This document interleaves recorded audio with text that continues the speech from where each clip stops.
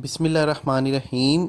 सबसे पहले हमने ली है इमली, चीनी, आलू बुखारा और साथ में लिया है तुक मलंगा। तो आलू बुखारा और तुक मलंगा को हम पानी में भिगो के तकरीबन 2 घंटे के लिए रख देंगे ताकि ये अच्छी तरह ये फूल जाएगा। तो उसके बाद हम इसको इस्तेमाल करेंगे। और इमली को हम एक बाउल में डाल लेंगे और उसमें पानी डाल देंगे।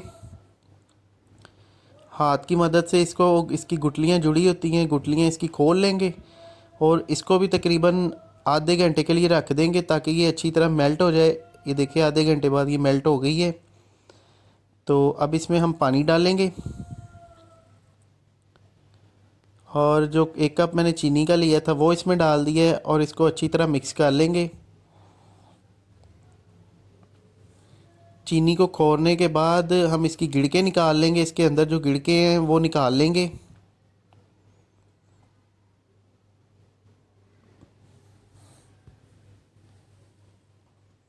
अब इसमें बर्फ़ शामिल करेंगे और इसको ज़बरदस्त किस्म का अच्छा सा ठंडा कर लेंगे।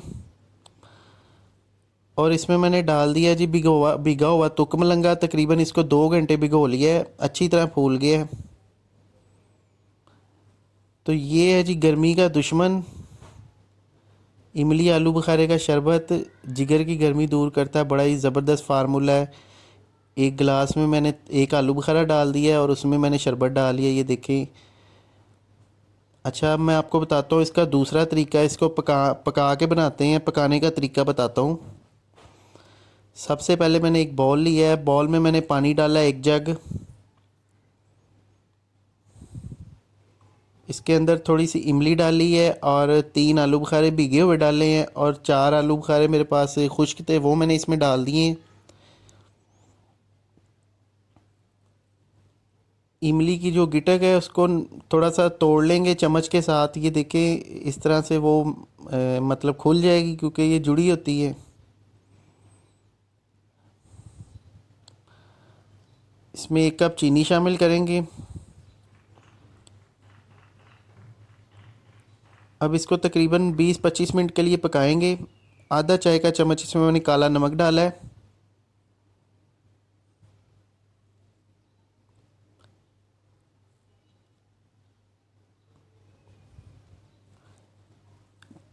चम्मच की मदद से थोड़ा सा इसको मैश कर लेंगे।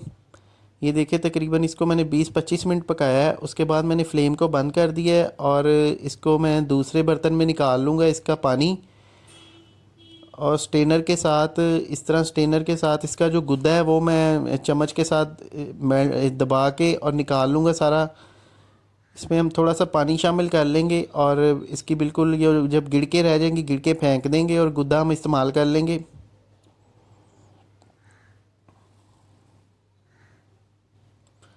अब इसको पका लेंगे अच्छी तरह, थोड़ा सा गाढ़ा कर लेंगे चाशनी टाइप। ये देखें गाढ़ा हो गया तकरीबन। इसको इसको भी मैंने तकरीबन आधा घंटा पकाया है और शरबत हमारा तैयार है। इसको एक जग में डाल लिया है